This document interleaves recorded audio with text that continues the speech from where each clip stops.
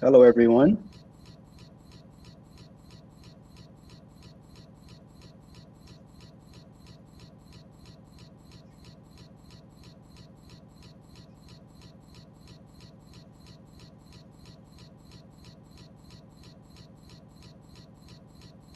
Howdy, everyone. Just give us one second. Having some audio difficulties. In the meantime, looks like we have some people coming in now. It's great. Welcome, welcome.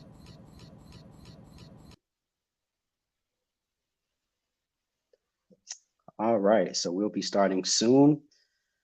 We have a great show coming up for you guys today. We're going to be learning a lot about EKS, and we have a really cool partner coming in, and they're going to give us a demo as well. So we're going to wait just a slight moment for my co-host to come back in. Once we get our audio working, we'll go ahead and get started. So in the meantime, the chat, how you all doing? Hope you guys are having a great Wednesday. And I guess we can just spam where you guys are tuning in from.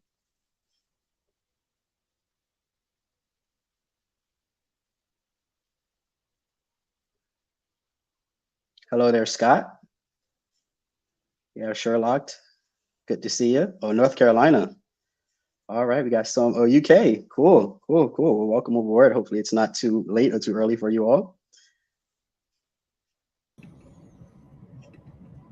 Hello. Hey, there we go. Yeah. Hey. So sorry about that. We're having some technical issues, and I have now resolved them. That's the Eddie West spirit. Let's do it. Yeah. Nice, nice. Awesome. Awesome. All right, we Yeah. got We someone have in Calgary. Okay. sweet. Yeah. UK, North Carolina, Calgary. That's awesome. Yeah. So Patrick, what are we going to talk about today? So we're going to be diving deep into some, Kubernetes, EKS, with Rafay, and we're going to have some fun. They have a really nice demo that's going to be coming up, and I'm sure a lot of people may not even know what Kubernetes is. I'm not the more that too familiar with it as well, so I'm sure I'm going to learn a whole lot. So yeah, I'm excited, and yeah, I'm sure people are first off asking, what in the world is Kubernetes? For those there. So I guess Shardul, we want to give them like an idea as far as what it is. What is your version of a definition of Kubernetes, and what can it do for us? Yeah, yeah, absolutely. So Kubernetes is a container orchestration platform. I threw a lot of words at you there, but breaking it down, containers are essentially a way, are basically the next generation of compute philosophy almost. Um, Containers let you write once, as in write once, write your code once, package all of the dependencies, all of the little bits and bobs that you need to run your application up into a standardized package. And so you can run it anywhere in the world now that supports running containers. And what Kubernetes lets us do that is orchestrate that running at massive scales, highly available, highly resilient, and more importantly, in a way that's controllable using stuff like GitOps or infrastructure as code, which lets you essentially write your infrastructure, like your clusters, your compute units, and all of that, as code, and basically reliably control them. But yeah, Kubernetes is all it is a platform for your compute. And our partner Rafay here is an expert at governing Kubernetes, be that a single cluster, be that hundreds of clusters that are typical in an enterprise environment, or in the specific that we're going to look at today, be it through Kubernetes anywhere. I'm going to bring them on stage now so they can talk a little bit more about Rafay and what they do. Fantastic. Hi, everyone. Hello. Hi everyone. My name is Praveen. I'm one of the product directors here at Rafay, and I take care of cloud engineering and infrastructure. And I have my colleague Ankur with me. Ankur. Yeah, hi everyone. My name is Ankur. I'm a product manager at Rafay. I work alongside with Praveen on the infrastructure capabilities in Rafay and help our customers. That's Awesome. awesome.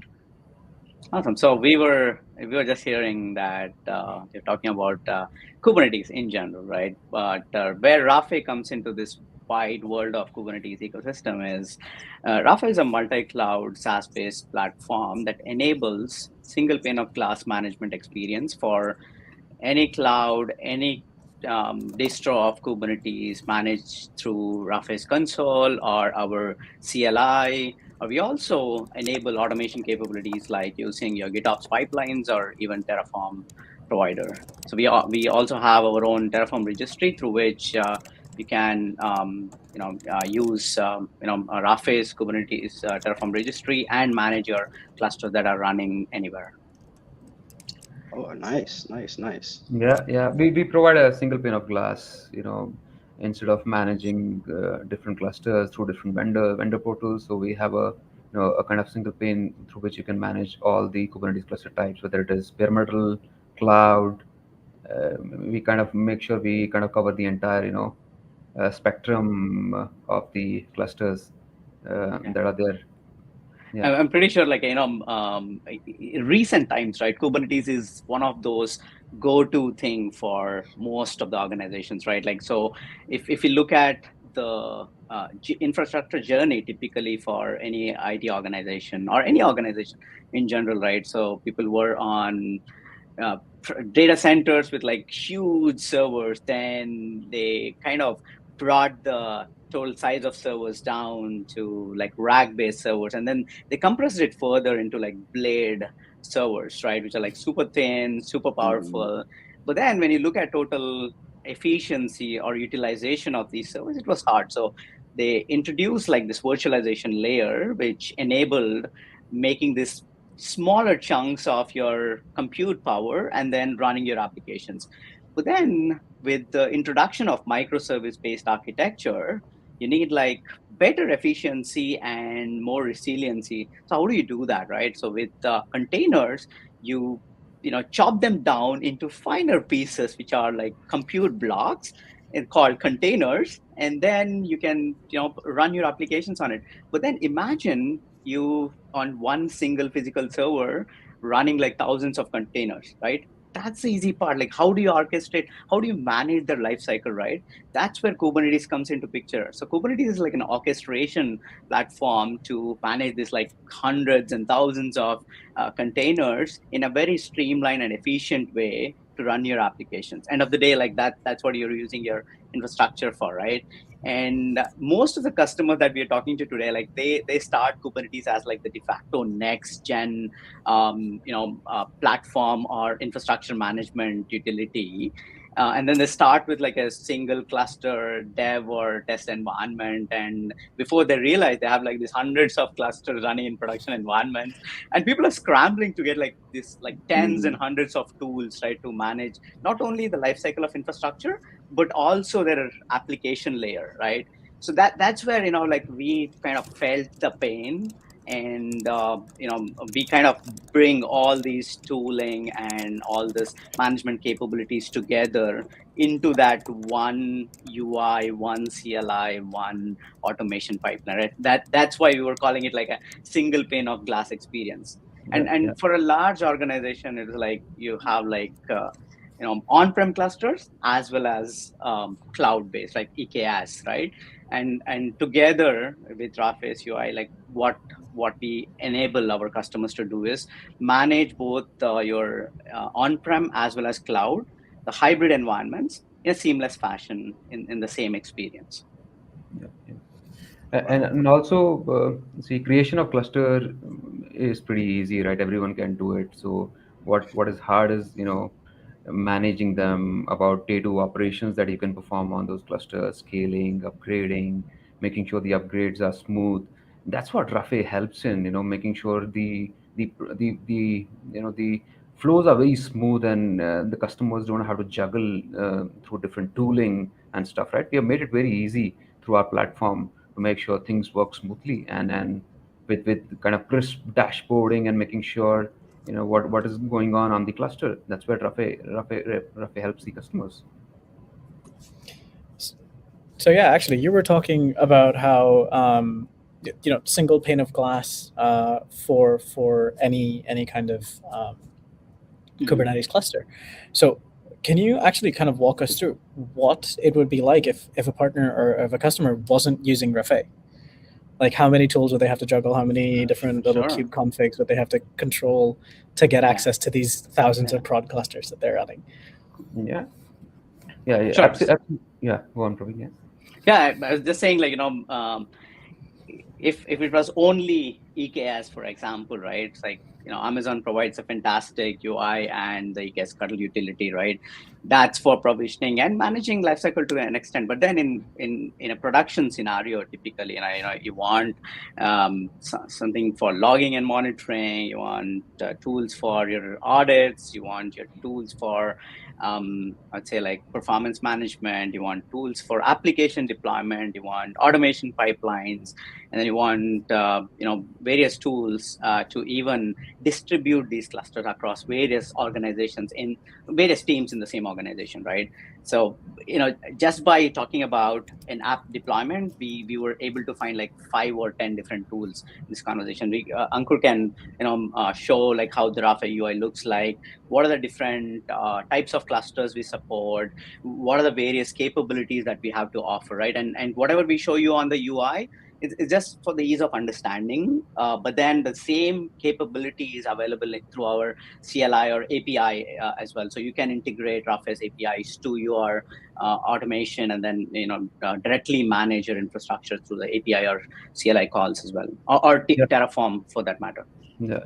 So we do also add in the RBAC layer, just creating clusters, then you need control also, right? You need a role-based access on those clusters, right? You cannot just give cluster access to anyone. So we have that capability, making sure we provide based on the admin, whoever is the arc admin, he can just, grant roles, to the users, and then that we have that capability also. Like one more capability I would like to highlight is kubectl access, right? You create a EKS cluster on Amazon, then probably you don't want to give direct kube API access to your user. So what Rafay has done, Rafay has kind of added one more layer before that, wherein Rafay offloads the authentication requests instead of directly sending them to control plane.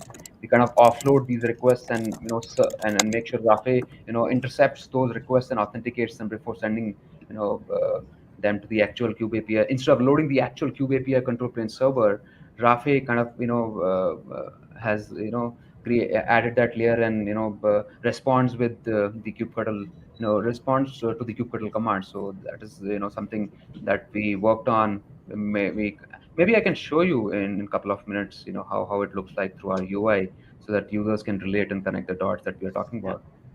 Yeah, absolutely. That'd be great. I do have a question, because you guys say, talk about all these great, features and the simplistic UI that you have to make it very easy. And Kubernetes and easy are not normally, synonymous with each other. But I'm just curious about like, what's the level of like the technical level, required to be able to adopt something like, Rafay, and what.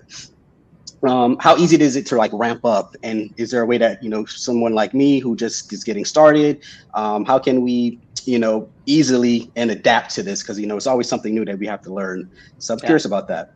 Yeah. I mean, I'm in total agreement with you in terms of the learning curve, right? So it's easy to start, but then as you productionalize things, like the learning curve becomes really steep, right? So what we have done is we have a bunch of for every capability that we have to offer. What we do is like we have a very clean documentation, but also apart from that, we also do a lot of YouTube videos where you can see like every workflow that a typical customer has to perform is available. But also like we have published get started guides for most of these commonly used workflows, that if you go to docs.rafay.co, you can see not just our documentation but also our get started guides that we can just show you in a bit. Okay, awesome. We do actually have a question in the chat from Scott 9485. He did ask, where are secrets for your EKS cluster stored? So, I mean, from a secret management perspective, right? So, Rafay, enables integration to most of the commonly used secret managers, like AWS Secret Manager in case of EKS, right? So you can integrate with AWS Secret Manager and store your EKS cluster secrets there. That's the most common practice, but also like there are third-party secret managers that you can add on top, and store your secret there as well. Yeah. We have a strong integration with the secret managers. You can just stitch them and then use them and then store your secrets in that. Yeah. Okay, great. Uh, we actually have another question in the chat here as well. They're asking, can you tell us more about the history of this company and what is the story behind your logo, aka what is that symbol to the left represents? So yeah, what's the Yeah. history? Well, I mean, the company is, about like 4 5 years old, and we've been, I would say, like, historically, we started with one Kubernetes environment, like EKS is our biggest footprint. But then along the path, like, we added other cloud providers as well, but also we added on-premise and bare metal infrastructure to the mix, so that you get a unified experience to manage clusters, no matter where they're running, no matter what distro they're running on. With respect to the logo, it's interesting. I'd say, like, the logo represents R in our Rafay, but also it represents the complexities associated with a typical production environment where you have like a lot of dots, right? And these dots are connected with edges, right? So I'd say, like, the complex environments can be easily managed through Rafay. I don't know if you know if you're looking for anything more in depth. I think that was pretty good. That was a great answer. I love the story and history and the complexity with the triangles. Yeah, so it makes the big picture. So that's very interesting. Great question. Yeah. All right. Actually, I have a quick little question. We've been talking. You've been talking on and off about something called bare metal. Could you actually explain what bare metal is? Because that just sounds like, what are you running clusters on like blocks of steel? Are you are you or there's some other magic that we don't know about? This is the next gen of computing right here. Good one. So Yeah. like, when we talked about the evolution of infrastructure earlier, right? We were talking about these gigantic servers with like lot of compute power, like, I would say, like 32 cores, 64 cores, or like hundreds of cores of CPUs, and like thousands of gigabits of RAM, bundled together to run like a single server, right? And these servers running in physical data centers, they call the bare metal servers, right? Like, so they act as a huge compute entity. And lot of customers, right, because of various reasons, like some of the customers cannot expose their data and their applications onto third-party clouds, or they also have a dependency to the internal networks, or because of governance or privacy policies that customers have, they have to run it in our on-premise data centers, and they're generally running it on like physical infrastructure, or called bare metal infrastructure, right? Um, so some of these customers, again, on this bare metal or physical infrastructure, have to partition them into containers and then run or orchestrate them through Kubernetes, right? So we from Rafay support that infrastructure as well through upstream Kubernetes, or right now, I think one of the more heard with the recent announcement of EKS Anywhere service, like, which is kind of a replacement of EKS dedicated, EKS-D, right? If I Distro. EKS-D, right? Yes. So yeah. So with EKS Anywhere, we also added support through Rafay UI and CLI, and that's what we are excited to talk to you guys about and demo it as part of today's show, because that's something that we have already demoed to a few customers and to our partners at Amazon, and we feel like this is something that's gonna make life of customers are running Kubernetes on their bare metal infrastructure super easy and super simple. Yeah, agree. So Adding to Praveen, so a lot of customers are still, the way it is kind of getting moved to bare metal. So a lot of companies are still kind of hesitant to move to Kubernetes and use because of their data, the compliance that Praveen talked about, and maybe because they have additional hardwares which they want to utilize, instead of just keeping them in the data center. So that's where I think the industry saw a need. Okay, I think we need something wherein customer Kubernetes can be straight away deployed on these bare metal servers. So that's where we kind of saw the need, we saw the trends, and that's where Rafay kind of added the support, seamless support of deploying Kubernetes on bare metal servers. Yeah, there's one more thing when it comes to like on-premise infrastructure, right? Like a lot of these organizations have very strict guidelines, especially if you come to government agencies or financial tech companies or even healthcare to some extent, right? Where they cannot have any internet traffic from their infrastructure, right? So for those kind of customers, also we enable them to use Rafay by giving them like a air-gapped or self-hosted controller that they can deploy onto their infrastructure with no exposure to internet. You can still consume all the capabilities that we have to offer, but they are self-managed by the customer in their own infrastructure. Completely Oh, wow. disconnected from the internet. Yeah. Wow. So that you can pretty much have this local. So it's literally no connection online, like to the internet. You can. Wow, that's really cool. That definitely is a game changer. Yeah. So when we actually walk through the architecture of how Rafay various components look like, right? We're going to show like what are the components that kind of we bundle together and then give them as a package to the customer that can be deployed to their private infrastructure and still get all the goodness of Rafay's capabilities. Sweet. Cool. I mean, hey, we look forward to seeing this. Let's jump into it. Yeah. All right. So let me quickly share my screen and show you like a high-level architecture diagram on how the various entities stack together to bring Rafay to life to manage the EKS anywhere bare metal infrastructure. And then if you have more questions, we'll take that, and then we can jump into the demo at the end as well. Absolutely, yeah. Nice. Now, when you say architecture, what do you mean? What are we going to see? Are we going to see how Rafay runs it all internally, or are we going to see how a customer would deploy Rafay? No, it's going to be just a high level vision into how the core element, which we call as Rafay controller, acts as a bridge between customers' interactions to the end infrastructure or the target infrastructure. So let me quickly The communication flow and what are the building blocks and components involved to kind of bring it to. Yeah.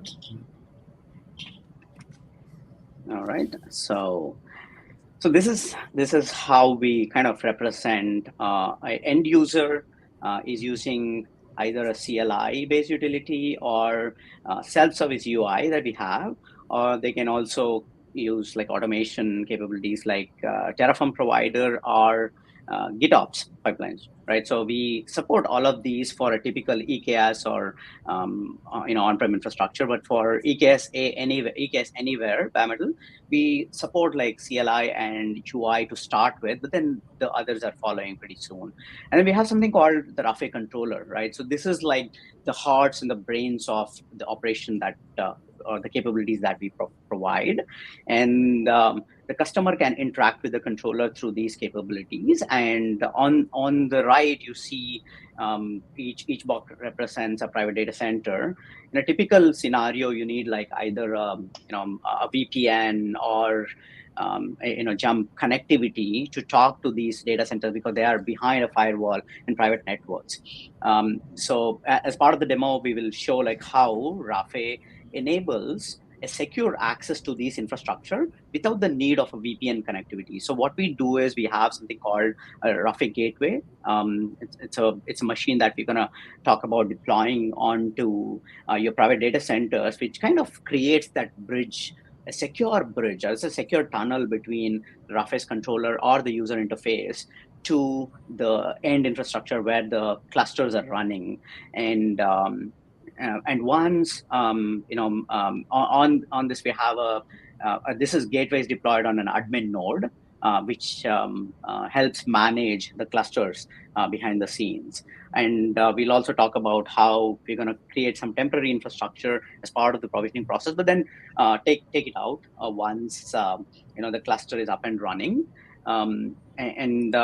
what happens after the provisioning is done, right? Like during the runtime, you don't see that gateway or the admin node that coming into the picture when we are interacting with the clusters in private data centers directly. And also, like, we'll talk about a construct called zero trust kubectl access, or ZTK as we call.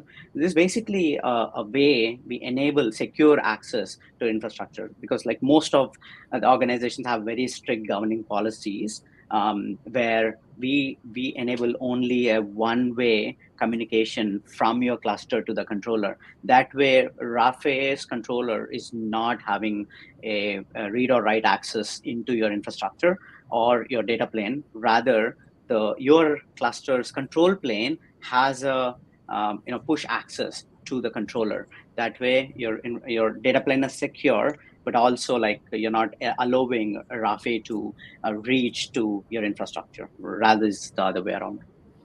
Right. So quickly before we go on, you say data plane. Could you actually tell chat and tell us what you mean by that? Because Sure. we might not have Kubernetes experts, much like yourselves, Yeah, but absolutely, we'd absolutely. like to follow along. So any infrastructure element that is deployed on a network, right, has two parts, like a control plane and a data plane. Control plane is which is the path that is used to perform management activities, like getting the health of the nodes, performing actions like CRUD operations, right? Typically, creating a node, deleting a node, scaling, upgrades, all these management activities, right? That happens through a control plane network. On the data plane network, what happens is it's the data access. Like, so you have data stored on your clusters. To access that, you need to have a different path, right? That way, you are kind of securing your data, and you have two different paths: one for management layer and other one for accessing the data, which are like a read write of data onto your clusters. Yeah, you Right. just have So a that's how clear we do. separation, between the management and control. Yeah. Nice.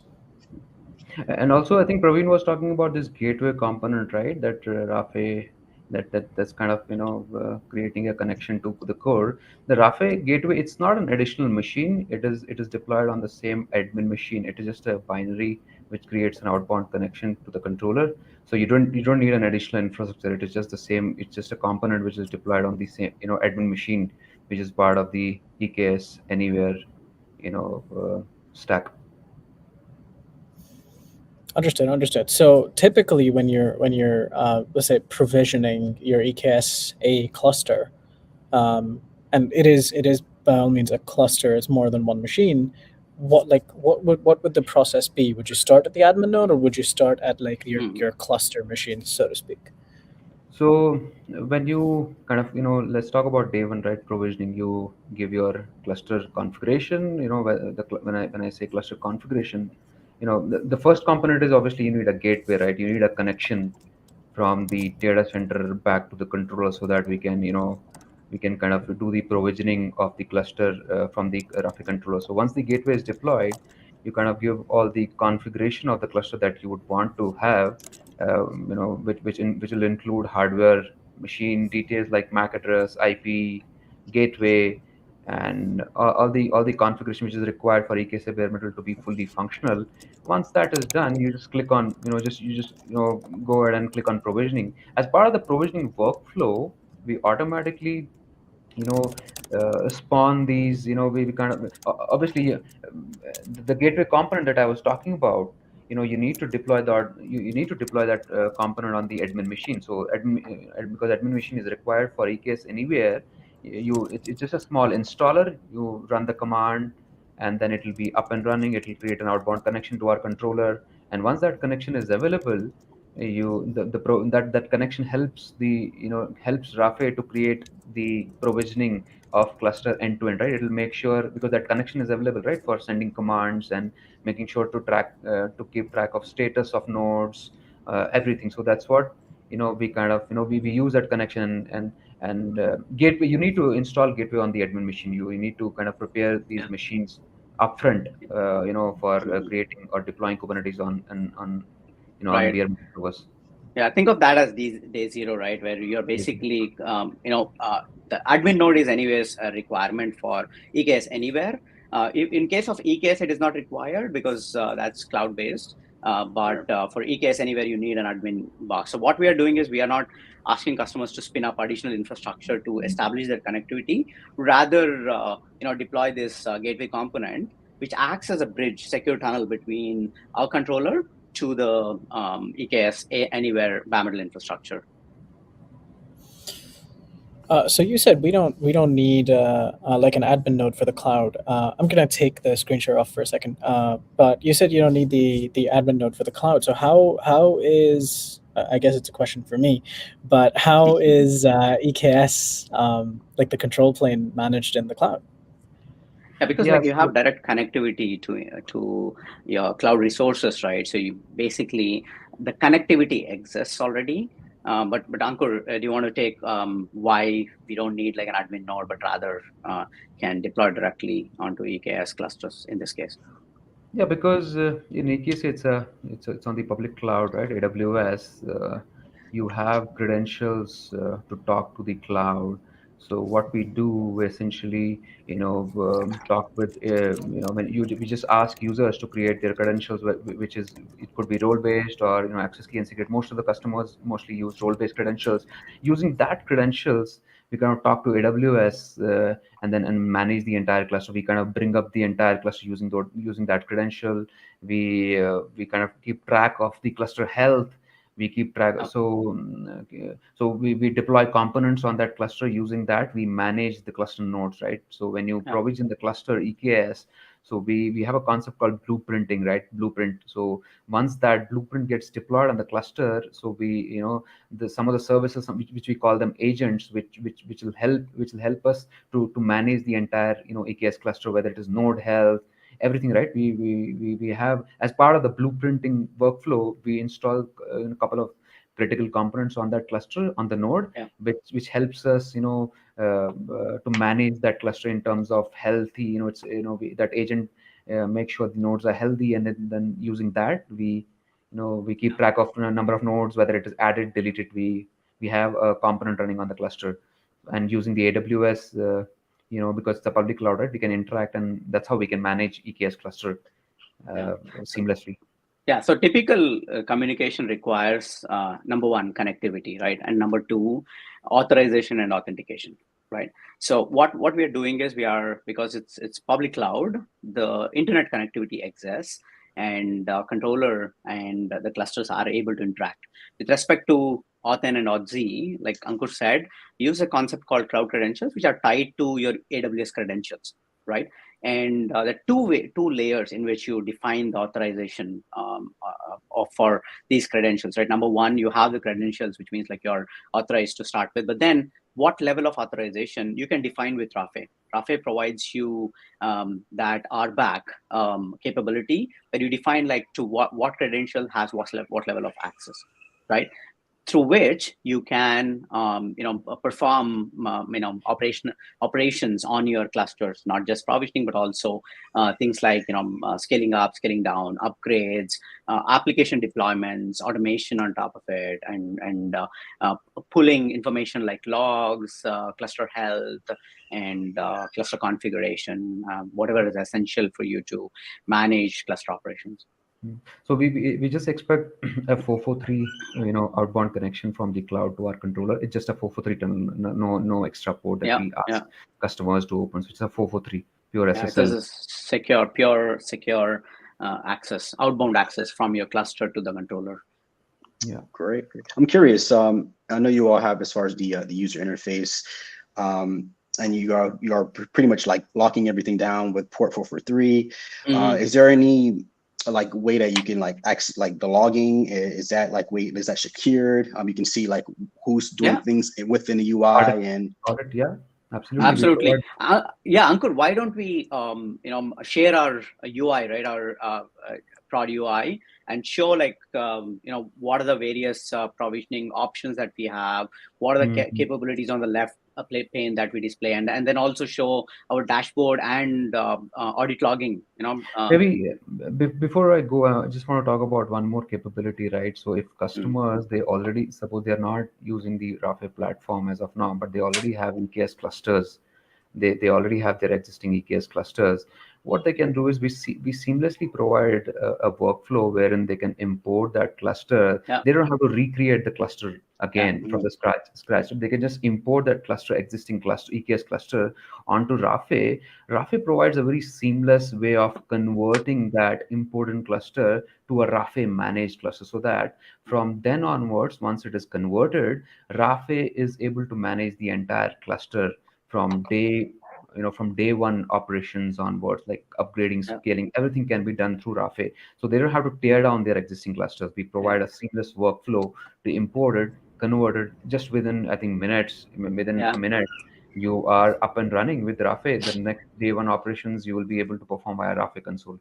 Yeah, think of this as like the most seamless lift and shift you will ever see. It's like, a couple of fields next, and you're done, right? Your cluster is now imported and managed by Rafay, so that it's as good as creating a cluster through Rafay rather than through your cloud provider or something that you have previously used. Great. Yeah, I'm excited to see. Yeah, let's check it out. Yeah, Yeah. maybe let me show you all of the. We will just go through all of them one by one. Let me guys. Do you guys see my screen? Uh, Uh, right one right sec. now. And yep, Yeah. yep. Yeah. You can. Okay, the capability that I was talking about just now, before I move to other, actual EKS or EKS bare metal, this imported, right? This cluster is nothing but this is an existing, a customer has an existing EKS cluster. What we have done, we have just imported to Rafay. So we're not removed or deleted the cluster. What we provide, just customer just has to, click on new cluster, click on import, and go ahead and click on continue. Select the public cloud. In our case, it is EKS. It will be EKS. If customers will have EKS existing clusters, and then give it a name, go ahead and click on continue, and then it will just ask you the minimal details. Okay, whether do you want to convert this to as part of this import, or you would want to first import and then convert it. Maybe let's go ahead and with the second option, we can probably convert it afterwards. We'll just import it. If you click on continue, what we have to do, what we ask customers to do is just deploy this bootstrap YAML. Download this YAML. It's a YAML, a Kubernetes object YAML, and deploy it on that cluster. And when they deploy it, what it will do internally, it will deploy Rafay components, Rafay agents, or Rafay components, which helps Rafay to manage that cluster. Maybe I already have a cluster. So now if you see this cluster, once the customer deploys that bootstrap YAML, it'll install a couple of components for Rafay. For that components help Rafay to manage that cluster. Once the blueprint, once the bootstrap YAML is deployed on that existing cluster, the cluster will look like this in the Rafay UI. So it'll show you a convert to managed banner, which means, see, at this point, Rafay you cannot do day two operations on this cluster because it's just an imported cluster. You can just view, or maybe you can just kubectl it. You can just interact with the Kubernetes API server, which is you can do get pods. You can just do this at present. How many nodes are there via Rafay, right? This is what we were talking about, right? Providing a kubectl access to the Yeah. cluster through Rafay. So here, the offloading of the Rafay offloads the authentication, right? Authentication layer, and adds an RBAC layer based on the user login. So we create an internal account, just-in-time account, and based on that, the access is granted to the user. That's how we can interact with the Kubernetes API server. That's what user can do currently. He cannot do scale, he cannot do upgrade of this cluster because it is just an import cluster. So what user has to do, just click on convert to manage, just provide the region where is that cluster located on the AWS cloud, and credentials that Rafay will use to interact and to that cluster, and give the source cluster name. What is the actual cluster name that is there on the AWS? Now, with a Yeah. click of And this and the button. and the credentials here, right, are basically a mapping of Rafay's way of representing your credentials connected to your AWS credentials, right? Yeah, you I think of this as a wrapper on top of AWS credentials where you can manage the RPAC, right? Yeah, these credentials are AWS credentials. So before customers would want to convert it, they will have to add the cloud credentials here. If you see the tab, go ahead and create the cloud credentials so that it will help Rafay to interact with the AWS cloud. and so that users can perform day one operation like upgrade, scale, on this cluster through Rafay UI. Now, once you see, you hit on convert to manage, we'll do validation of that, validation of these credentials, whether this cluster, whether the credentials that user has provided, do these credentials have enough, Privileges. privileges, roles. So just with this convert to manage button, when you click on it, it'll just say, give you a window, pop-up window. Okay, do you want to really convert this to a Rafay managed cluster? Okay, yeah, let's go ahead and click on yes. Just within some seconds, it'll just get converted into Rafay managed cluster, and yeah, boom, you're done. If you go to see, if you see, some additional things got popped in, right? So once we converted, before convert to manage, we did not have node group option, we did not have resources nodes. So now, after it is converted to Rafay managed EKS cluster, customers can do a scale. They can just do a scale up of, they want to scale this node group from node 1 to node 2. Just go ahead and scale the node groups through Rafay. They don't have to they don't have to go to other console. They just can manage this cluster through Rafay itself. Just click on scale, boom, it will start scaling the node group. See, scaling. So you can also perform upgrade of this cluster through Rafay.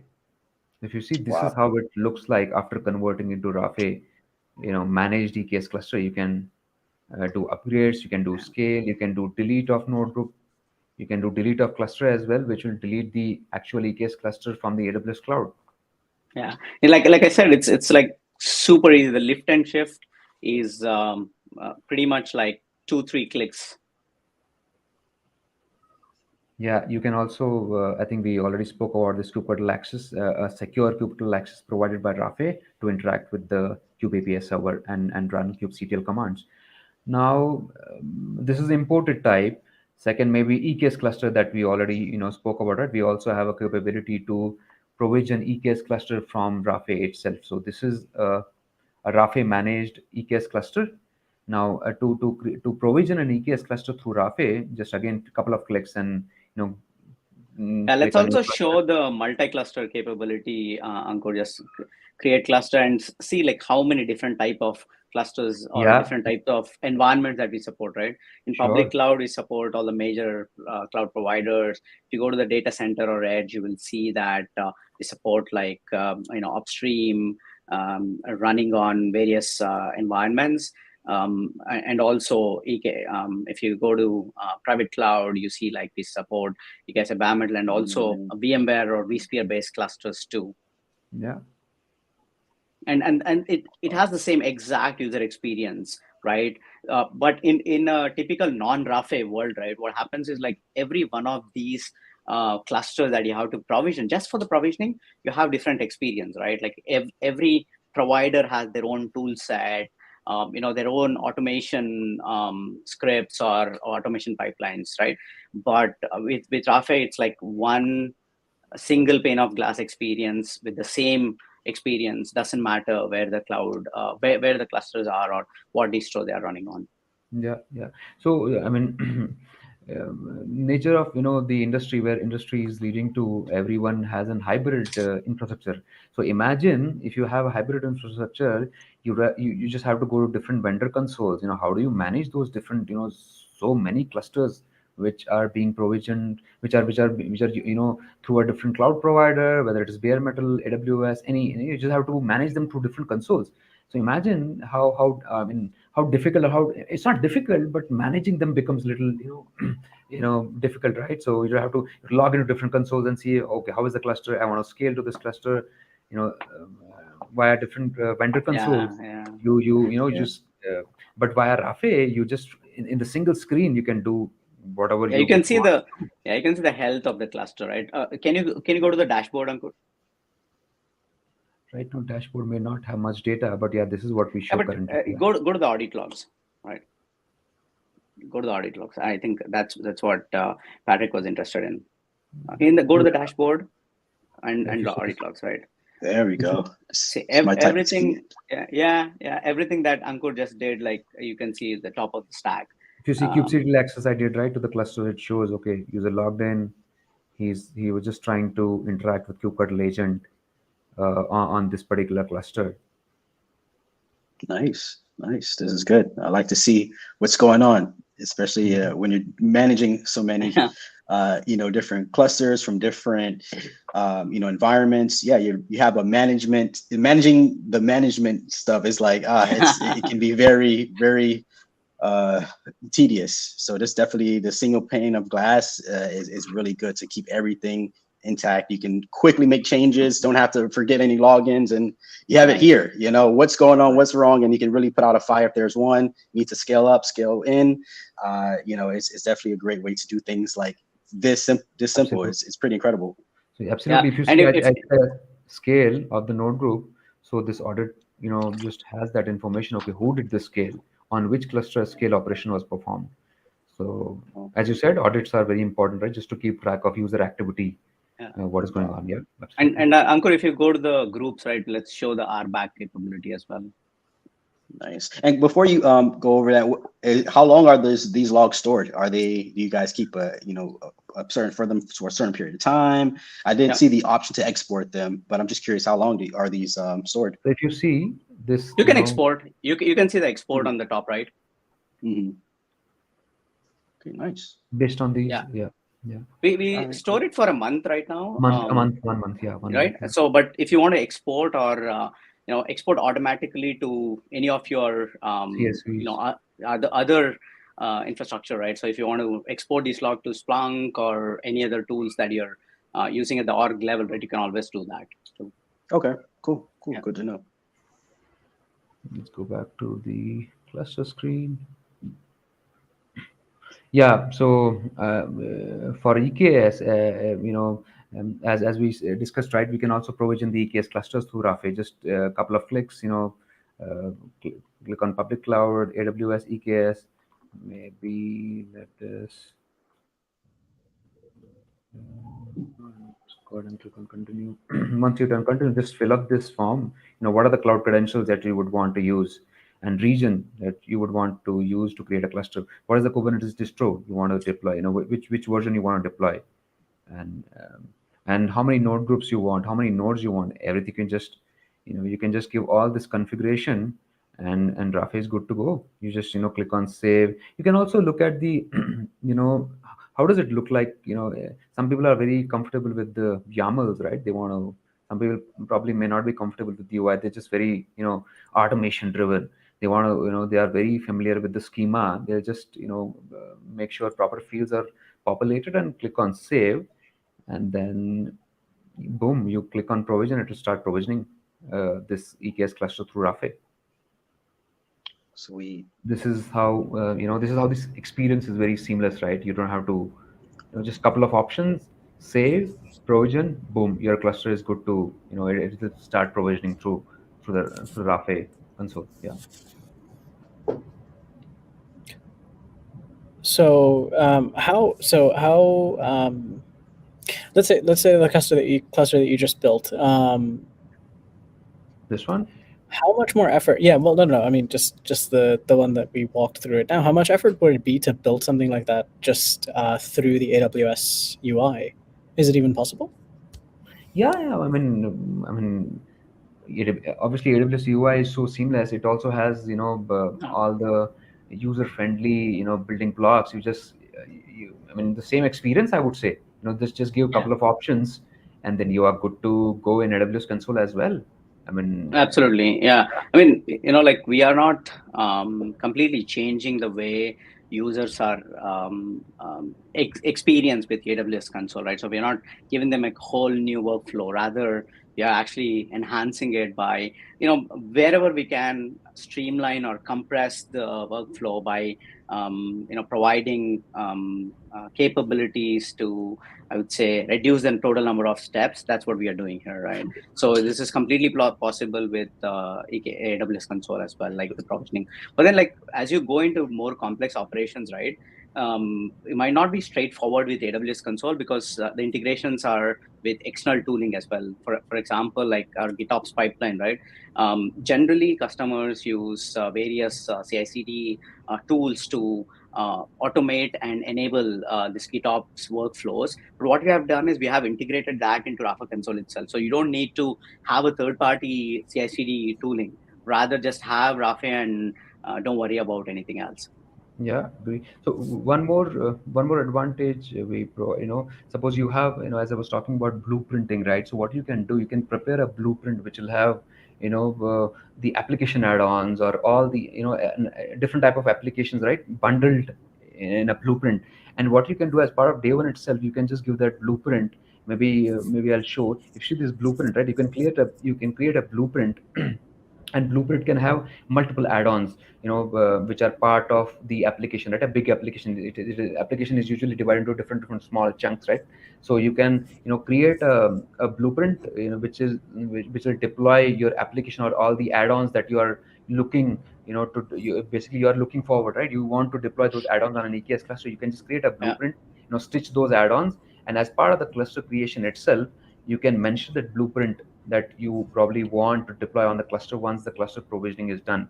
That's where also, that's where we add value as well, Think right? of blueprinting as like an app deployment layer, right? Where you define like what are the different add-ons or applications that you want to be deployed on your clusters, and that can be done through cluster provisioning itself. Like you don't need to.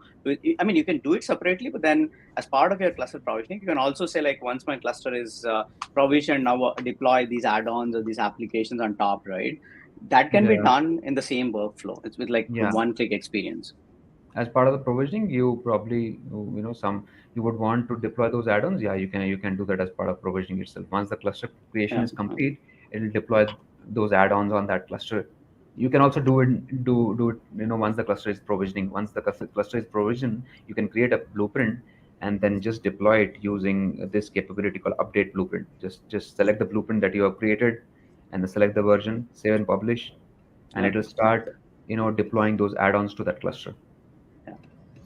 And Shardul and Patrick, like, let us know when you want us to like switch gears and talk specifically on EKS-A bare metal, right? Because that's the newest offering, the latest offering, both from AWS as well as from a capability support perspective. Like we also introduced support for EKS-A bare metal.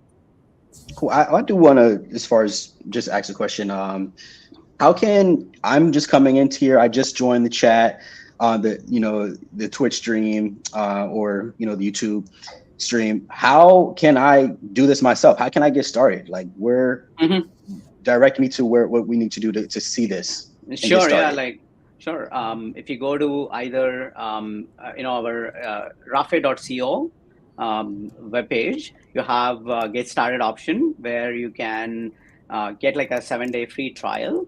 Where we're gonna spin up an environment for you, and you can play with all the capabilities that we have to offer. And it's not limited to a lot of trials out there. It's just like more of you'll only be able to do one workflow or the other. But here you will get like a full seamless access on Rafay for whatever capabilities that you want to check out. Okay, great. And so chat.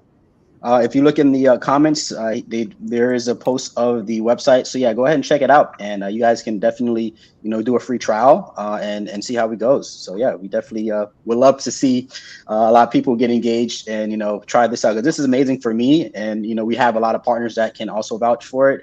Yeah, so we're always interested in feedback as well. So yeah, thank you.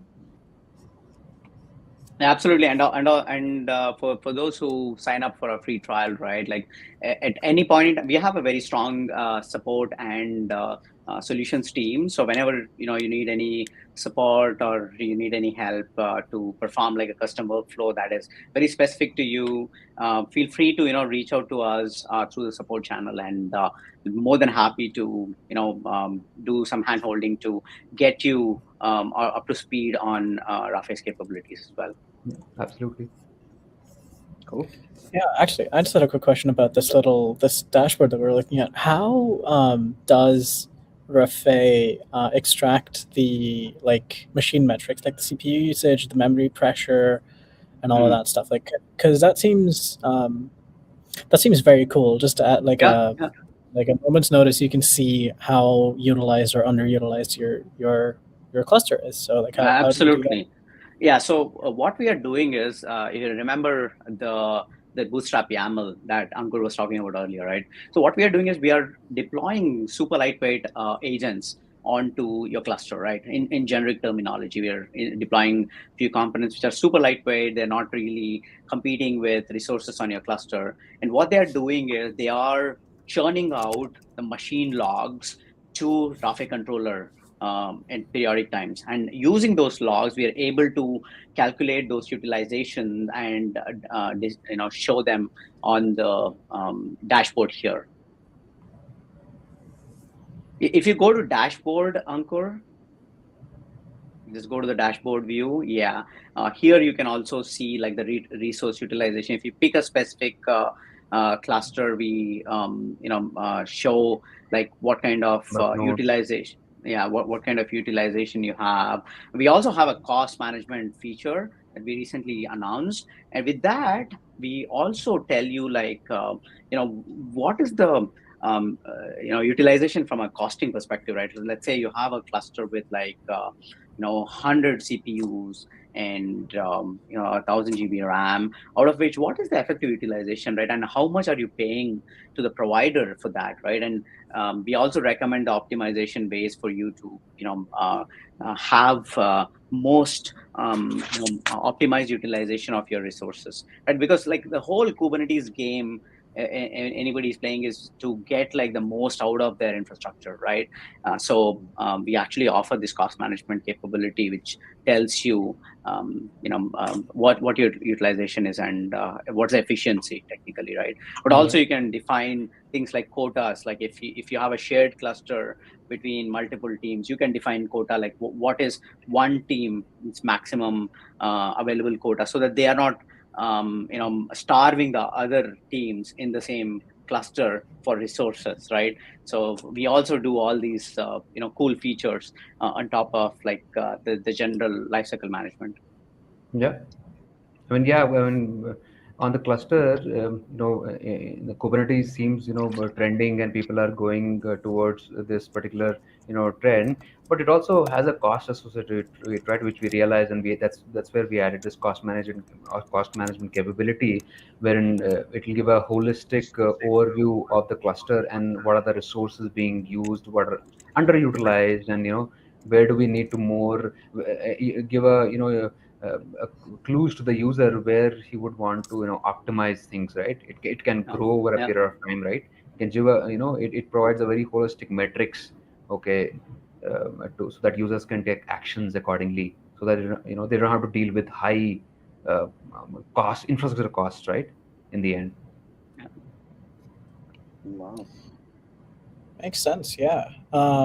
So I mean, hey, we're about halfway through the show, um, but let's jump into bare metal, because I know that's what we're here to talk about. So yeah, I mean, we Absolutely. love Yeah, Rafay yeah. as the awesome solution that it is to build better with EKS. Right. But let's talk about. So actually, why do we need something like EKS-A? Patrick, Praveen, Ankur, whoever wants to chime in, please. So EKS-A, right? People like EKS a lot, which is on AWS, right? They would want to have a same distro on their bare metal, right? They have they have confidence, and they know EKS distros are very clean in terms of they're very they have security. They are managed very well by the AWS team. They have so confidence on the EKS distro. They would want to have a same distro in their on their bare metal as well. That's where I think it was born, just to give a same distro, and it has a same I think a same release cycle, release timeline, to the EKS. So Yeah, that's where this distro came into being, right? So that's where yeah, it's kind of freely, you can just download it and deploy it, right? So the same distro, you can keep track of the release cycles, what AWS manages for EKS.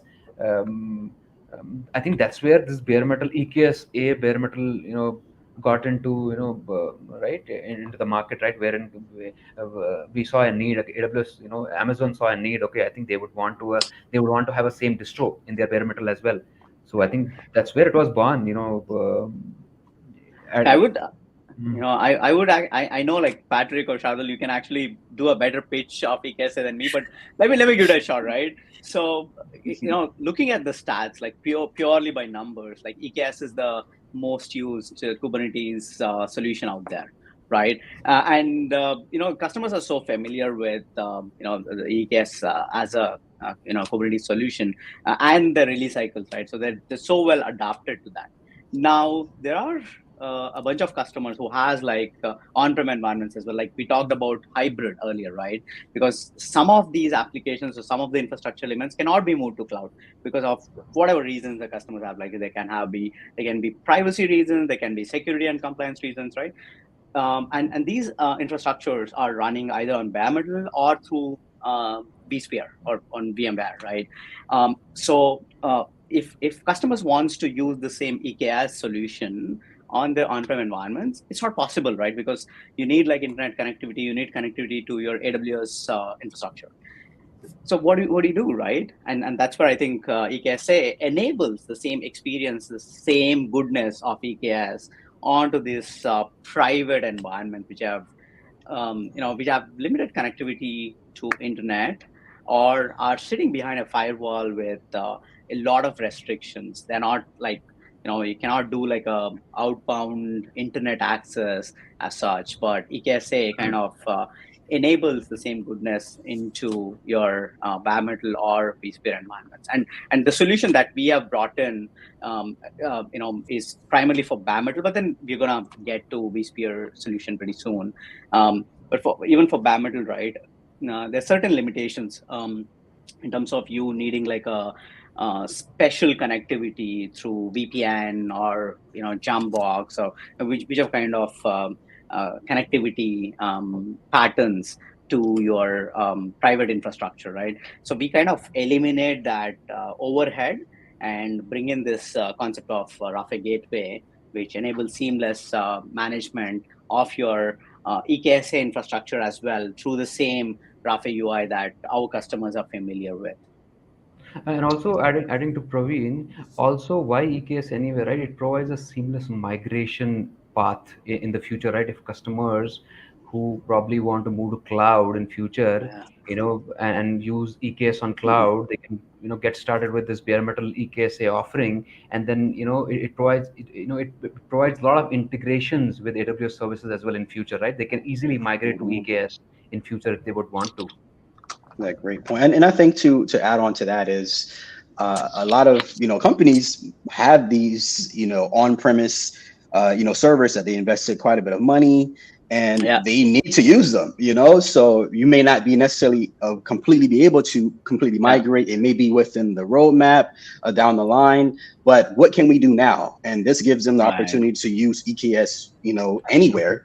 And they can still take advantage of what they've already have and what's in the future when they do need to scale up. And if it's not enough, they can always take advantage of EKS as far as the cloud native service. So yeah, I think that's you guys nailed it though. Great explanations.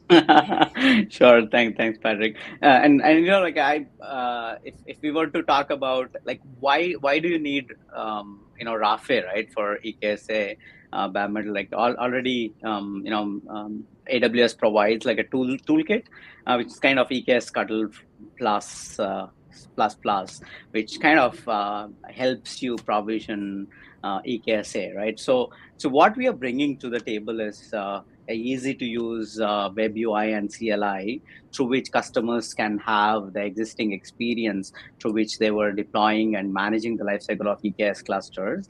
But also, like what we have done is we have enhanced the overall experience from provisioning and lifecycle management capability with automated generation of templates by accepting minimal number of user inputs.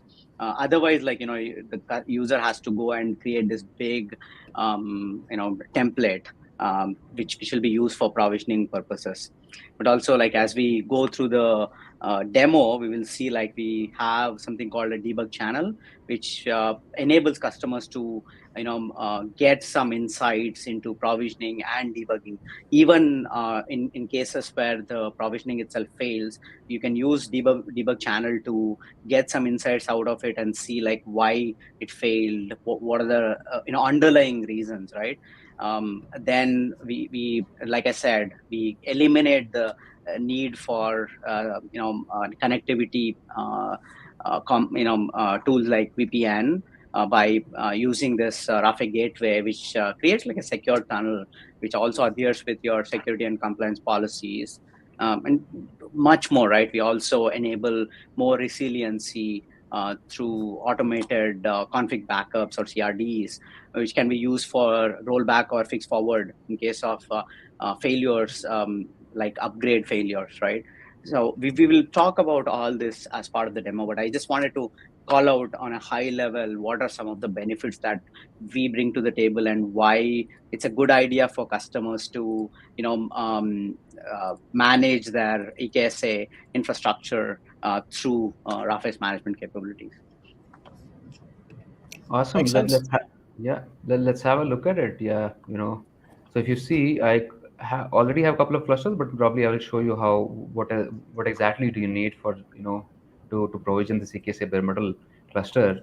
So I think we discussed about gateway component a lot of times, right? Let's get into it, right? So if you see, we have an option called gateway. You just create. Maybe I already have a couple of. Maybe I'll show you how to create a gateway. Right? This is how you create a gateway component, right? So gateway, or maybe you select the right now we are we want to deploy EKS Bember. Let's just create it. So we were talking about the gateway agent, right? That you would want to deploy, that you want to deploy, that you have to deploy essentially on an admin machine. So when you click on view details, this is the binary, right? Just copy this and then run it on that admin machine, and it'll just install a process which will create an outbound connection to this controller. And once that connection is established, right, you can also look at the health. If you click on this health, if you right now see my existing gateways, just click on health. This health means, okay, there is the communication channel is healthy. So from the data center to this core. So now once this gateway is done, I just created a dummy gateway because I already have a couple of gateways there which I have installed on the admin machine, and I have a connection available so that I'll be able to provision a cluster. So once that is done, first step is to create a gateway, run this installer. It will install a process and just check the health. Once it is healthy, go to the clusters tab, and then Hey, Ankur, yeah. could you zoom in a bit on the UI so that people can read the text more easily? How about now? Yeah, it's better. Yeah. Okay. I hope it was clear here, right? Gateway page, and this is the binary that we have to install. Just copy, run it on that admin machine, which is part of the data center, and it will run that process and create a connectivity back to the core. And once the gateway creation is done, just go to clusters, and then click on new cluster, uh, and then click on continue, private cloud, select EKS bare metal, give it a name, and then I'll just show for this 5, click on continue, right? Then, right, I already have a cluster. Maybe I already have a cluster pre-populated with the config. Maybe I'll just show you that instead of, right? If you see this cluster, right, it is not provisioned yet. It is just populated with configuration that we can see. If you see Kubernetes version, right, latest and greatest, we support 127, which is available in the AWS release matrix as well. We also support that. Select the version, select the blueprint that you would want to deploy, that we were talking about. Give it a name of the management cluster, the target cluster that you would want to have, and select the gateway, the gateway which will help the Rafay controller to provision the cluster, and give the Tinkerbell details, right? This EKS bare metal provider that we are using, it is integrated with the Tinkerbell provider, which helps which helps in the Pixie booting and DHCP capabilities, right? As part of because it's a hardware bare metal servers, right? It needs to be Pixie booted with the OS, and also obviously because these are hardware machines that they would won't have any IPs, It helps in allocating an IP. Acting as a DHCP interface, which probably will talk about in detail when the provisioning will start. Right, so you need to give an IP. It has to be a free available routable IP in the network, and then so now if you see, there is this advanced option, right? So which asks, okay, give the hook URL, OS image URL.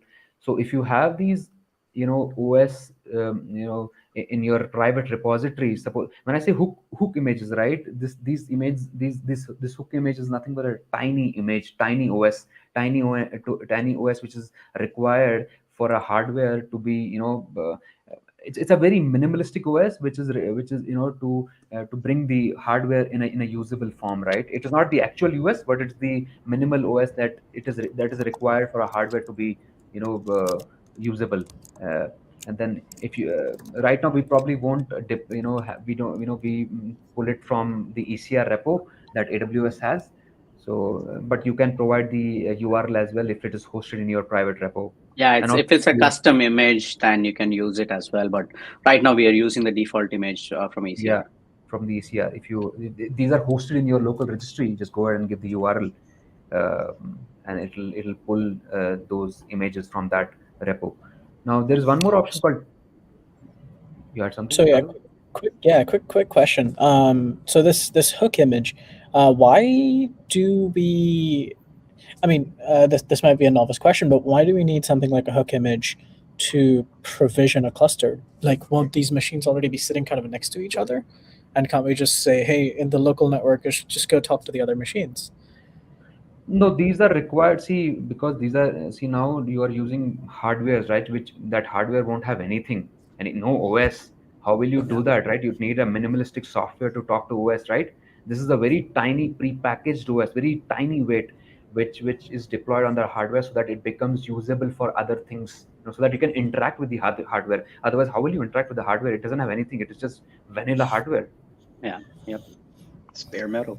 It's bare metal, right? We need Bare that metal. small, tiny OS It's to be installed so that it is usable, so that we can talk to it and deploy the actual OS, which is Ubuntu or Bottle Rocket. it's as bare as they come.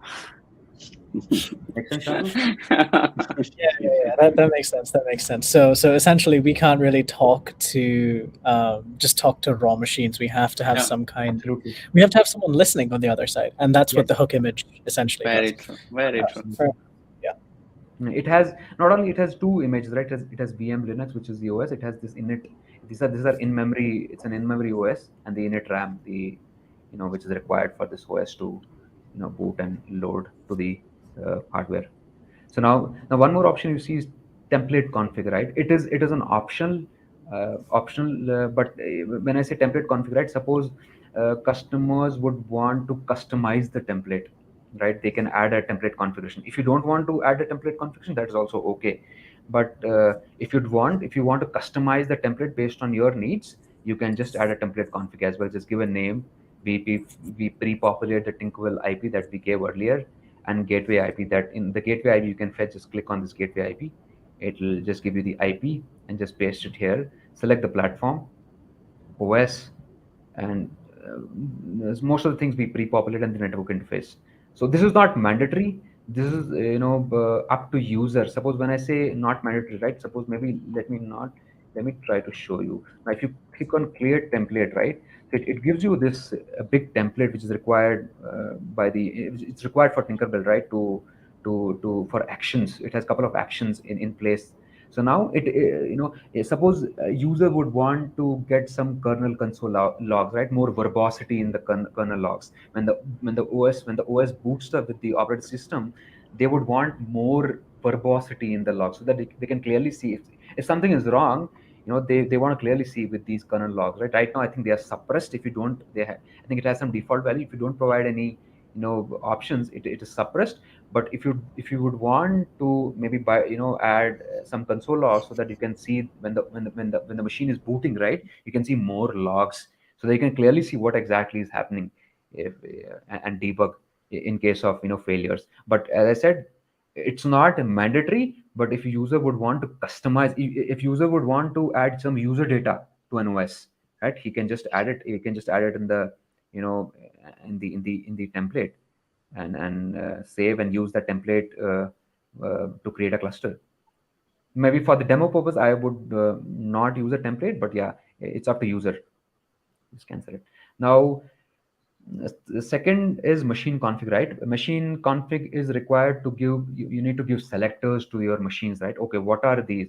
Is okay, it's going to be control plane. Select the OS, give the SSH key that is required to SSH to those nodes, right? These are very minimalistic configuration that you would want. Like first is control, that I have added a machine config for control plane. Okay, I'm just adding a selector. It's a control plane. It has to be a control plane. Key type and value. Value could be any control plane, CP, whatever value you would want to give. The user and the key that you will require to SSH to this node. And the same is for worker node. As part of this cluster provisioning, I'll have two nodes. One is control plane, one is worker node. And the second is the same configuration for worker node, right? OS, maybe type is worker node, user, and SSH key. And next is the endpoint IP, right? The endpoint IP is nothing but a control plane IP, right? What is the IP that you would want the control plane to have so that it can interact? This is the endpoint IP, right? This again has to be a free routable IP in the network, in the, you know, the network that you're using. And select the machine config of the control plane, because this is the control plane configuration, right? Give the IP, give the machine config that you just created above. And the worker node. Now let's create a worker node. We just gave a name, how many nodes you would want to be, you know, created as part of this cluster provision, and select the machine config of the worker node we just created here. Very, very minimalistic details. And again, what is the CID that you would want the Kubernetes services to have? Just give the IP blocks, pods, and Kubernetes service CIDs. And then select the CNI, which is, you know, you have a couple of options: always, never, default. And then the last is the hardware configuration. You know, obviously these are bare metal machine. You need to provide hardware configuration of the nodes, right? When I say hardware configuration, these are, first is host name. Okay, provide the host name. Provide the IP that you would want, you know, to get allocated to that node, to that machine. The MAC address, the name server, netmask, gateway, the disk, and obviously the label. This machine as a control plane machine. We want this machine to be control plane machine. That's why we select the label as control plane label, right? These are hardware informations. Okay, what is the IP that you would want to allocate to that machine that you will add? So it's basically like if you have like 10 different nodes, right? You define like 10 different hardware configs, Hardware and configurations. it's a one-to-one mapping of node to the hardware config. Here we have Yeah, like so- two nodes, one control plane and one worker node, and you see like two configs there. Yeah, Shardul, you had a question. Yeah. So no, well, not a question, but just to put this in the context of someone who's managing a data center, they would readily have access to all of this information, right? They'd know Yep. what the MAC address is. They'd know what the label of the connected disk is, and all of that stuff. Yeah. Right. So they would be. It would be pretty easy for them to fill out this kind of hardware Right. config for 5 or 10, or hey, they could write automations. That's what we love. That's the name of the game. They could Right. write automations to fill out these configs, and so they could provision like 100 node or 200 node EKS-A cluster Yeah. effortlessly. This is something that would have probably taken a few hours of manual just typing in commands Right. on like hundreds of computers. And so by using configs and by using templates like this, it really not necessarily simplifies, but it does streamline the process quite a bit. It takes Yeah. out a lot of the undifferentiated heavy lifting. So you can Absolutely. focus on managing the hardware rather than configuring it. Absolutely. And once we bring in the GitOps capability, we call it system sync. What happens is with system sync, let's say you have a config file that represents your cluster or a node, right? You just copy paste that into new cluster path, and it just triggers a provisioning of a cluster. It's as simple as just submitting, adding a file to your repository. So that's how like we are looking at scaling up operations as well, like not the cluster, but scaling up of like operations from one cluster to n clusters in a seamless way as well. We are also we are in that's work in progress. We are also simplifying it even more. Just giving an option to upload CSVs if customers have already have Mm. they already have a CSV which will have these information, host name, IP address, Things MAC, and and labels. right. They just upload that CSV and they are good to go. Very easy. That is work in progress. It will be soon out in in a couple of releases. Yeah, Yeah. and that's it. You Nice. just click on save and go ahead and click on provision. And if you see, we just provide this beautiful, status and these logs, what is happening at each, layer, like what exactly we are doing, right? Let me showcase you in a bit once it kind of moves ahead, what exactly is happening at each stage while it is provisioning the case. Yeah, we do something called live logging. On the right, you will start seeing the logs flowing as well. So you know exactly at any given point in time where your provisioning is, what is the step that it is performing, how long is it taking, all that, right? And also one more benefit, one more kind of the automation that we bring in, the admin machine that we were talking about, right? If there is, suppose they want to, if they, suppose there is no Rafay, they're not using Rafay to create EKS-A bare metal, right? They're using directly EKS Scuttle anywhere, right? Plug in AWS ships. So what they have to do, the admin machine which we were talking about, they have to install a couple of tools on that admin machine, which when I say tools, that means it needs to have Docker, it needs to have EKS-A anywhere plugins, all of them. There are some tools that admin machine should have, which we help, we automate that. We don't let customers to install these manually. We just automatically do it. So if you click on show debug, right, it will show you, okay, what is it doing. So we just installed these two plugins on that admin machine with this version. So it clearly shows you. Now let's see show debug of hardware. So this is the hardwares that we provided, the CSV, right? So now let's see see, this is the big cluster config that eventually will be consumed by Scuttle. This is what we show, right? What is the config that it prepared? We clearly show that in the show debug.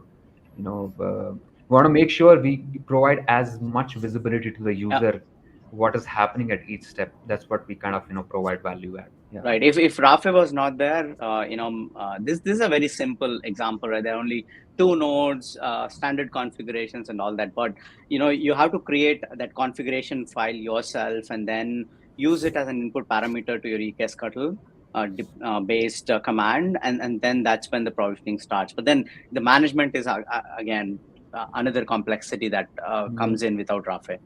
So if you see the step, right, this step, right, it might, to you as a user, it looked just simple, right, just finished in some seconds. But behind the scenes, it installs a lot of things which customers have to manually do on that admin Yeah. machine. Yeah, that's how simple we kind of give an experience to the user. Now let's see what's happening here at this step, right? Let's click on show debug. What exactly is happening? So if you see, it is clearly showing you the live logs, what is happening. So it is creating a bootstrap cluster right now. It did validation. It kind of set up a Tinkerbell. It validated the OS compatibility. Now it is creating a bootstrap cluster. This is how, this is where we kind of added, we add value, right, to show clearly what exactly is happening. Because in bare metal case, right, the visibility is zero, right? But as a workflow that we provided, we wanted to make sure customers get as much information as possible, what exactly is happening at each step. So if you just Yeah. refresh, it will show you, okay, it will show you, I think I think if you see, it is just building up these components that is required for it to create EKS bare metal. Maybe I'll talk about it. Let's see what is happening. Let's wait. See.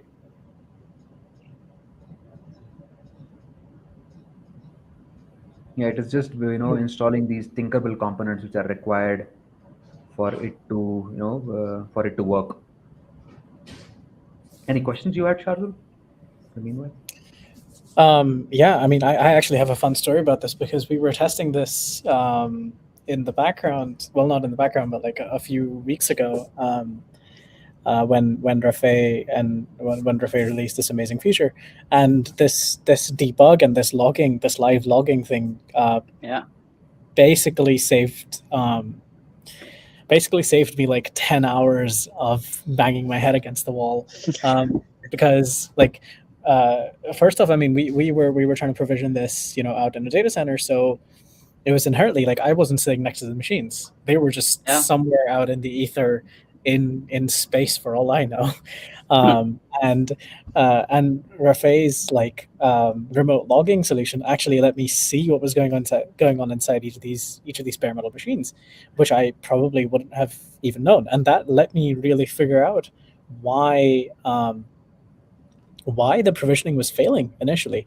And it was just some trivial network issue, but like if I didn't know that, and if Rafay's UI didn't like show that information, I would have basically been lost, because I would have had no way to figure out what was going on inside the machines, right? Absolutely. I would have just said, "Oh yeah, provisioning failed," and then like 6 hours later, because that's how long I would give it to fail, I'd be like, "Oh well, cool, I'll try again tomorrow." Funnily that and funnily, if you remember, Shardul, like one of the first failures was there was some issue with the network, and even the bootstrap machine didn't come online, right? And interestingly, like with the debug channel, we were able to figure out, even without logging into the machine, like remotely figuring out that even the bootstrap didn't get created. Like a lot of times, if you have a machine that gets created, you can, query it and then get the log. But in this case, the machine never got created, right? So getting it from the control plane itself was like, it was like really nice. Like even for us, we felt so happy that we're able to, put that in, that'll help like a lot of customers out there to troubleshoot and make it like self-service, rather than depending on somebody sitting in the data center by opening like a DC operations ticket, right? So let's so what not only these logs that we, as Praveen was talking about debug channel, when the provisioning is going on, right, you can interact with the management cluster. Like we provide all these contexts, EKS-CTL context, kind context, right? What exactly is happening on that management kind cluster? Let's look at maybe you can just interact with that kind cluster. Let's see what is happening. If you do just post, and this kind cluster is like a temporary cluster that we create to enable this provisioning, and once the provisioning is complete, like we actually delete that cluster. So if you see, you just saw all the components required for EKS-A control plane are just up and running. I mean, I think it is just preparing the target workload cluster. Now let's interact more, right? Like let's look at get maybe, or let's have a Docker context and see what is happening at Docker layer. If you see, these two Docker containers were spinned as part of this provisioning, right, which obviously have different functionalities at each step. This is what, these are, some of them are tinkerable components, which are required as part of the provisioning. So this is how easy Rafay has made this EKS-A bare metal provisioning. Otherwise, it's too difficult to know what exactly is happening. Under the hood. Yeah. It's great. I have a question. I guess, is there any customer success stories, like anything specific that that someone, a company was having this problem, and you all came to the rescue? Like, as far as, is there any success story, any memorable story that you all have, at least in recent memory? I know this is definitely a lot of customers, especially one of the large financial customer that we were helping in, like that the journey started like a year back. When we started, they had like about 6 clusters, and they had a team of like I think 15-16 people dedicated to manage their Kubernetes infrastructure, right? But then once they onboarded to, and they were like struggling, right? They were writing scripts to automate a lot of tasks. They were like spending hours and hours on support from internal teams, escalations from internal teams and all. Once they onboarded to Rafay, now their Kubernetes cluster scale actually grew to, like, I think they are in like 25-30 cluster range within a year. And also they have reduced their team from 15-16 people to I think 5 or 6 right now. and the rest of them are able to focus on more of their business side rather than dealing with the infrastructure escalations, rather than working on the core, fundamental business that they are supposed to work on, right? So, and they are actually they're like a fantastic use case for us as well. Like, they have helped us, streamline and improve the product by adding a lot of features and capabilities, which are very common for a lot of production customers out there. Yeah. Wow. Oh, great. And I guess this is another question. Do you all, in your infrastructure, do you all use this yourselves, like within your own infrastructure? Absolutely. And we not only manage the controller infrastructure, right, but we also have like some internal applications that are also run on containers, and then Kubernetes is used to orchestrate them, right? So all of them are managed through Rafay's automation, right? Like, so we use a lot of GitOps for our CI/CD. We use a lot of UI and CLI based commands as well for day-to-day management and operations. Fantastic. Cool. Okay, so now if you see this cluster state, right, it is waiting for OS to boot up, right? It's in a provisioning state, obviously, because these are for a demo's sake. I created a VirtualBox related environment, right? You can do it on Equinix as well. So now obviously it's provisioning. It is waiting for machines to be, to turned on, obviously, because these are hardware machines. If you have BMC console, then it auto I think boots, but then you have to physically turn them on, right? So right now, just for demo sake, let's boot the machine. Now this is if you see, this is the control plane machine that we have. It is showing the status provisioning. We also give a message, okay, now machines are ready to be powered on or booted. Let's do that. Maybe I think this is what I'm using at present. Let's start them. We can't see your other screen, so if you want to show them how you're turning these machines on, that'd be awesome too. Oh, I think, how can I do 1 second?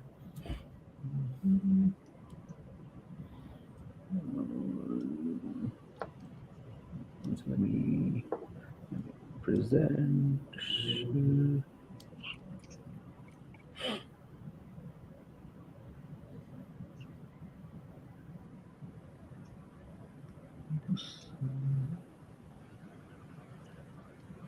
Entire screen. Maybe I should do entire screen. Can you guys see it now? No? Yes. Yes. Okay. Yeah, this is why, if you see, it is kind of, I just turned on this machine. What does it say? Let's wait. Oh, no more network. Maybe, I think, let me do one thing. 1 second. It is saying it's not, okay, 1 second. No more network. Let's change the boot border or something from power.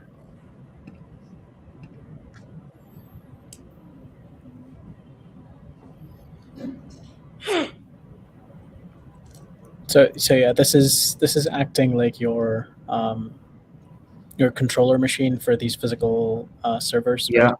Yeah. Mhm. Yeah. 1 second.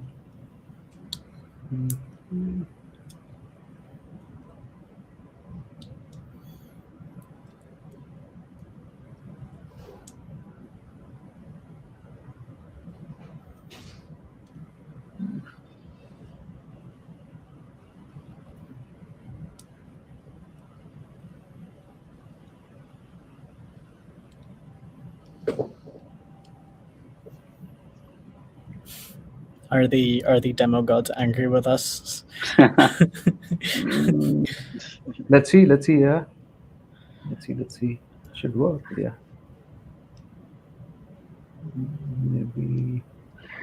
Even if this doesn't go through, that's fine. Like, so we have a provision cluster just before the session started. We had we had provisioned the cluster as a backup, so we can actually go to that cluster and look at all the elements and configuration items that we have on the provision cluster also. So that's We can always do that. We can do that. good Yeah. workaround that we have. Yeah. We can do that. Yeah. Okay, cool. Yeah, through the magic of TV, we have Yeah, so the magic a of fully TV. functioning cluster.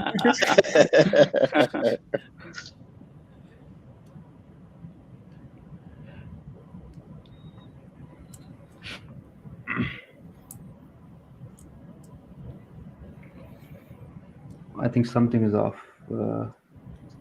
Yeah, but anyways, but yeah, I mean, I think something is off with the machine itself. So, but yeah, but this is, the moment you boot up, right? It just starts pulling those uh,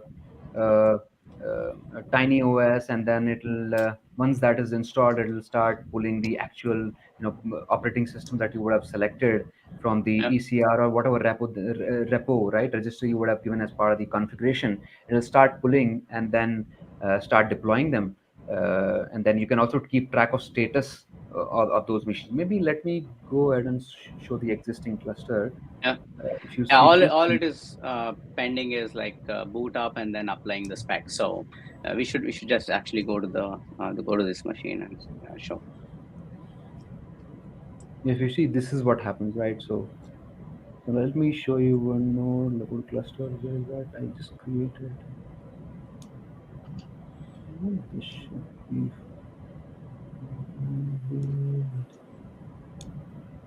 We also show provision status. This should show it. Yeah, if you see here, this was booted, and then these are the nodes that are part of this cluster. Once the machines were booted and it loaded the all the configuration, whether operating system, and eventually and gradually, once the machine boots up, it installs the workflow, which are actions on that machine. It will just show you running. It will show you the phase running, and you can keep track of the statuses through this running logs. If you see this cluster, it is in the running state, and you can see all the details. And in the end, if you see, once this is done, cluster spec apply condition gets converged to success. It will wait for the control. It will just keep track of the control plane status, whether it is running, and then accordingly it will move to the next set of statuses and look for control plane status. Okay, it's ready. Move to next. Then this is where we apply the Rafay blueprinting that we were talking about earlier, right? Um, once that once that blueprint is successful, all the associated pods are running, and we mark the state as success, and then we actually keep track of cluster health. Okay, is the cluster actually healthy in terms of the pods? Are all the pods in a running state, critical pods which are required for the management, are those running? We just keep track of that status. Once all of them are running, we converge it to success. And then in the end, maybe this cluster I just did a scaled up as well. And in the end, we do a pivoting. I think Praveen was talking about, right, that temporary management cluster, which gets deleted. If you see this deleted, and all the Kubernetes component, all the management controller related pods get moved to the target cluster. That is the last step, as part of the day one provisioning, which happens, right, pivoting of the controller components to the target cluster. This is how seamless the cluster provisioning experience is through Rafay. Wow. Assuming demo gods are on your side. Yeah. I'm pretty Um, sure if you have just used like the command line utility that is coming out of the box, right? You would really appreciate like how easy and seamless that this experience through Rafay UI is. Yeah, we can, maybe if you see, right, you can also scaling the nodes, right? That's also very seamless, right? So you can do a scale up of the nodes straight away. If you see, just you can also, one more thing I would want to add, right? Hardware configuration, right? Remember the hardware details that I showcased when the cluster was, when we were just configuring the cluster before provisioning. You can also add hardware configurations upfront. Maybe in future you would want to scale this node group, right, to some scale from 1 to 2 or 1 to 3. You can just keep this hardware configuration handy upfront. Just add the hardware configurations, save them. It won't be used until and unless you don't scale up the node group, right? So you can just keep them added already. Maybe in a day or two you felt a need. Okay, I think I should scale up the workload traffic is Yeah, be yeah. consuming a lot of compute. Let's scale up the nodes. You would have already added the hardware nodes. Just click on scale. Maybe I can show you. I think I should show. If you see this, just click on save scale. Just increase your nodes from 3 to 4, and just click on save. There are two ways of adding hardware configuration. Either you can add it this in this flow. If you don't have any hardware configuration available, just add this flow, save, then go ahead and click on save. It will start scaling the node groups, and it'll again show you. It'll again take you to this particular UI. When you hit scale, right? If you go to previous conditions, it'll show you the scale information. When it's actually scaling the node group. Yep. Cool. And There is a question in the chat, guys. They did ask, how does it work well with service meshes? So how does it work well? We do support service mesh, but it's in beta right now. You can actually go to our documentation to see what are supported functionality in the service mesh, and if there is anything specific that you're looking for from a service mesh support standpoint, do let us know, and we're more than happy to chat and share our roadmap in terms of whether it fits your requirement or is something that we can actually build for you. Yeah. Nice. So once this cluster is created, right? Again, as I think we just spoke about it a lot of times, you can just interact with the cluster by firing kubectl commands. You can see how many pods are running. Let me zoom out a bit. You can see how many pods are running, how many nodes are part of this cluster using this kubectl utility, right? Very seamless experience.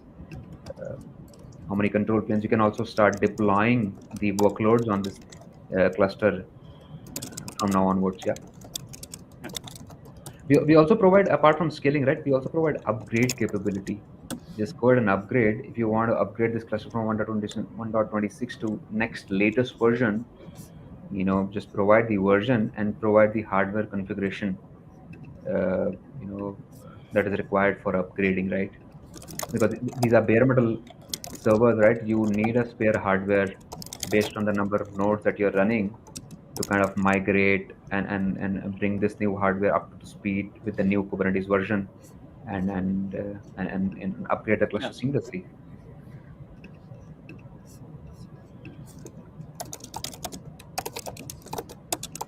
All right, that brings us to the end of the demo itself. But if you have more questions, feel free to ask, and I'm more than happy to answer. Any questions in the chat? Let me.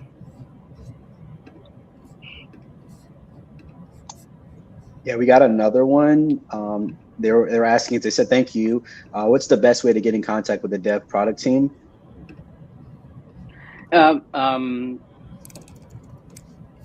So you can, if you sign up for our trial, you would be part of our database, and also we will give you access to our support channels through which you can reach out to our both engineering and product teams.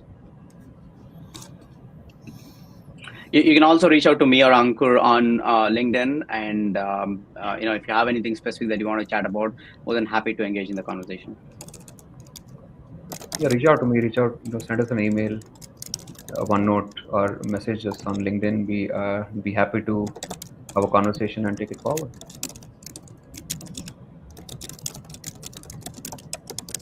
All right. Well, that was an excellent demo, I must say. I'm thoroughly impressed. I'm sure, our viewers feel the same. I hope, at least. But yeah, I'm excited. I'm going to go ahead and set up my free trial as well. And thank you, Shardul. He's posted, as far as Praveen and Ankur's LinkedIn. So if you have those questions, feel free to add them. They're pretty friendly, so they're very nice. And I'm sure they'll be happy to answer all your questions that you have. And yeah, thank you.